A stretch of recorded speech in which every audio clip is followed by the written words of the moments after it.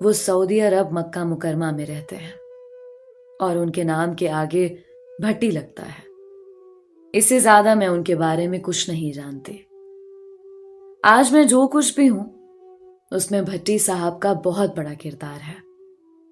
میں ان کے نام کے ساتھ اگر صاحب لکھ رہی ہوں تو یہ ان جیسے بے لوث انسان کے احترام میں لکھ رہی ہوں۔ آج سے 7 سال قبل میرے والد صاحب کا انتقال ہوا تھا اور میں اپنی 2 چھوٹی بہنوں اور والدہ کے ساتھ ایک چھوٹے سے گھر میں تنہا ہو گئی تھی۔ ہمارے گھر میں واحد کمانے والے میرے والد صاحب ہی تھے، اس لیے ان کی موت کے بعد ہمیں خاصی مشکلات کا سامنا کرنا پڑ رہا تھا۔ میری تعلیم بھی واجبی سی تھی، اس لیے میں کوئی جاب بھی نہیں کر سکتی تھی۔ پھر بھی میں نے ایک بیوٹی پارلر میں ملازمت اختیار کر لی۔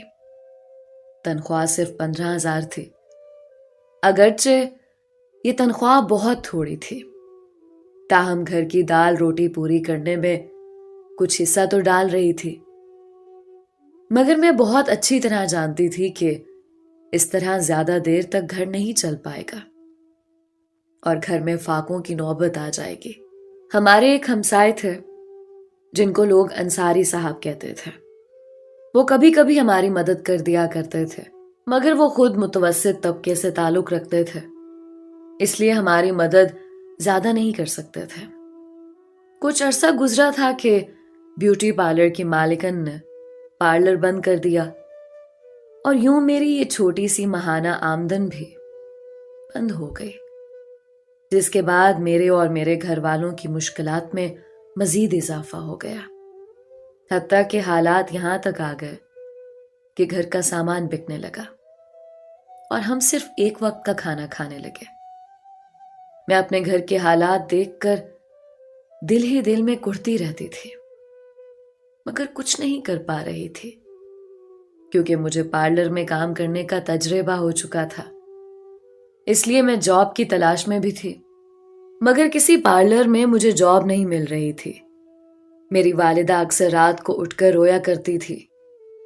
کسی نے سچ کہا، اگر والد کا سایہ سر سے اٹھ جائے تو زندگی کی دھوپ کا احساس ہو جاتا ہے۔ میری یہ حالت ہو گئی تھی کہ میں اب خودکشی کرنے کا سوچنے لگی تھی، کیونکہ میں اپنی چھوٹی بہنوں اور والدہ کو اس طرح ایک وقت کا کھانا کھاتے اور ایک وقت بھوکا رہتے ہوئے نہیں دیکھ پا رہی تھی۔ مگر پھر حالات نے ایسا پلٹا کھایا کہ میں دنگ رہ گئی۔ یہی وہ وقت تھا جب میری بھٹی صاحب سے ملاقات ہوئی۔ ایک دن ہمارے ہاں ہمارے ہمسائے انصاری صاحب تشریف لائے۔ ان کے ساتھ ایک نوجوان بھی تھا۔ انہوں نے اپنا پورا نام تو نہیں بتایا، لیکن انصاری صاحب انہیں بھٹی صاحب کہہ کر مخاطب کر رہے تھے۔ بہرحال اس نوجوان نے مجھے اور میری والدہ کو بتایا کہ انہوں نے میرے والد سے کافی قرض لیا تھا اور پھر بیرون ملک چلے گئے تھے۔ اب وہ واپس آئے ہیں تو انہیں ہمارے والد کی وفات کے بارے میں علم ہوا ہے۔ انہیں بہت افسوس ہوا کیونکہ اب انہیں قرضہ دینے والا دنیا میں نہیں رہا، اس لیے وہ ان کی اولاد کو قرض واپس کریں گے۔ اس نوجوان کی بات سن کر ہم حیران رہ گئے۔ ہمارے مرحوم والد نے ہمیں کبھی نہیں بتایا تھا کہ انہوں نے کسی کو قرضہ دیا ہے۔ جب میری والدہ نے بھٹی صاحب سے پوچھا کہ ہمارے والد نے آپ کو کتنا قرضہ دیا تھا، انہوں نے جو رقم بتائی، وہ رقم سن کر ایک لمحے کے لیے ہم سب ششدر رہ گئے، کیونکہ انہوں نے بتایا تھا کہ 3 لاکھ روپے۔ یہ اتنی بڑی رقم تھی کہ اس سے ہمارے سارے مسائل حل ہو سکتے تھے۔ بہرحال بھٹی صاحب نے وہ رقم ہمیں ادا کر دی، جس کے بعد ہمارے مالی حالات بالکل ٹھیک ہو گئے۔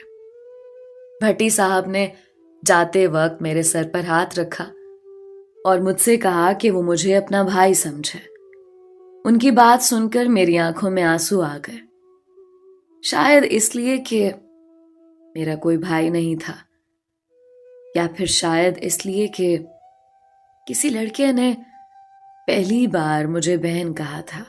قصہ مختصر، پیسے ملنے کے بعد میں نے اپنا ذاتی بیوٹی پارلر کھول لیا جو بہت اچھا چلنے لگا، جس کے بعد ہمارے گھر کے حالات بہتر سے بہتر ہوتے چلے گئے۔ میں نے اپنی دونوں چھوٹی بہنوں کی شادیاں بھی بیوٹی پارلر کی کمائی سے کی اور پھر خود بھی شادی کر لی، مگر اس وقت بھی مجھے اندازہ نہیں تھا کہ بھٹی صاحب کتنے عظیم انسان ہیں۔ میں یہی سمجھتی رہی کہ انہوں نے میرے بابا کا قرض واپس کیا ہے۔ ایک دن میں اپنے شوہر کے ہمراہ اپنی والدہ سے ملنے کے لیے آئی تو والدہ نے بتایا کہ ہمارے ہمسائے انصاری صاحب علیل ہیں۔ میں فوراً اٹھی اور انکل انصاری کے گھر آ گئی۔ میں ان کی عیادت کرنا چاہتی تھی۔ انصاری مجھے دیکھ کر بہت خوش ہوئے۔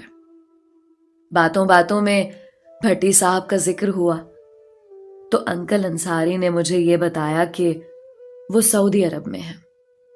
میں نے کہا کہ وہ بہت اچھے انسان ہیں، انہوں نے ہمارا قرض واپس کر دیا تھا، ورنہ آج کل کون کسی کے پیسے واپس کرتا ہے۔ میری بات سن کر انصاری صاحب ہنس پڑے اور بولے، بیٹا، بھٹی صاحب نے تمہارے والد کا کوئی قرضہ نہیں دینا تھا۔ یہ آپ کیا کہہ رہے ہیں؟ میں نے حیرت سے پوچھا۔ ہاں بیٹا، انصاری صاحب نے جواب دیا، دراصل بھٹی میرے جاننے والا لڑکا تھا۔ جب وہ کالج جاتا تھا تو وہ میری دکان سے کتابیں لیتا تھا، میری اسے گفتگو ہو جاتی تھی، تب سے میری دوستی تھی۔ وہ سعودی عرب چلا گیا تھا، اب بھٹی صاحب واپس آیا تھا۔ وہ اکثر لوگوں کی مدد کرتا رہتا ہے۔ وہ کہتا ہے کہ میں اپنی تنخواہ کا آدھا حصہ ضرورت مندوں میں تقسیم کر دیتا ہوں۔ وہ اس شہر میں ہمارے بالکل قریب رہتا ہے۔ میں نے آپ کے والد کا بتایا تو اسے بہت دکھ ہوا اور پوچھنا شروع کر دیا کہ اب کیسے گزر بسر کر رہے ہیں۔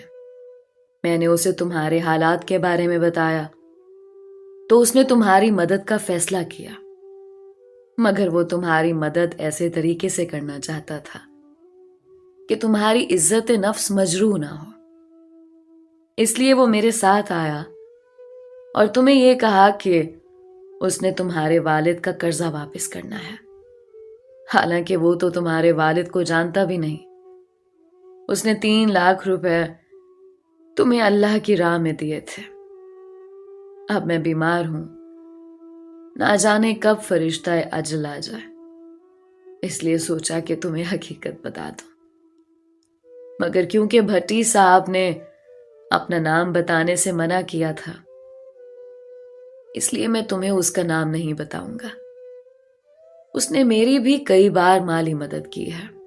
انصاری انکل کی بات سن کر میری آنکھوں میں آنسو آ گئے۔ میں حیران رہ گئی، دنیا میں ایسے لوگ بھی ہوتے ہیں جو دوسرے کی مدد کرتے ہیں اور اس طرح کرتے ہیں کہ جیسے دوسرے ہی ان پر احسان کر رہے ہوں۔ انہوں نے ہماری مدد اس طرح کی جیسے ہمارے والد نے ان پر احسان کیا تھا۔ مجھے یقین ہی نہیں آ رہا تھا کہ دنیا میں ایسے عظیم انسان بھی ہوتے ہیں جو 3 لاکھ کی خطیر رقم محض راہ خدا میں دے دیتے ہیں اور شکریہ کے طالب بھی نہیں ہوتے۔ میں آج بھی ہر نماز کے بعد بھٹی صاحب کے لیے اللہ سے دعا کرتی ہوں، مگر میں چاہتی تھی کہ دنیا کو بھی ان کی اس کہانی کا پتہ لگے اور دنیا کو پتہ لگے کہ دنیا آج بھی ایسے اچھے اور نیک انسانوں کی وجہ سے چل رہی ہے۔